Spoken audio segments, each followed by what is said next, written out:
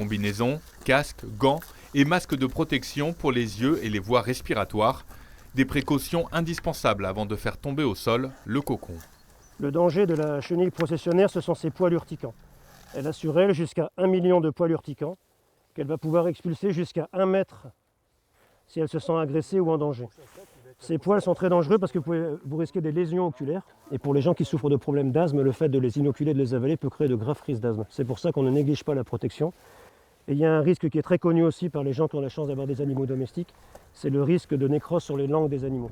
D'ordinaire, c'est plutôt début mars qu'il effectue des opérations d'échenillage.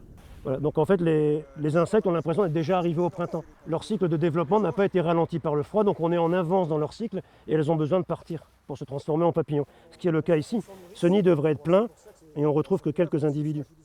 Certaines chenilles ont déjà attaqué leur procession. Grégory Dubois va lui détruire ses cocons dans un incinérateur. La campagne de désinsectisation devrait se poursuivre jusque fin avril.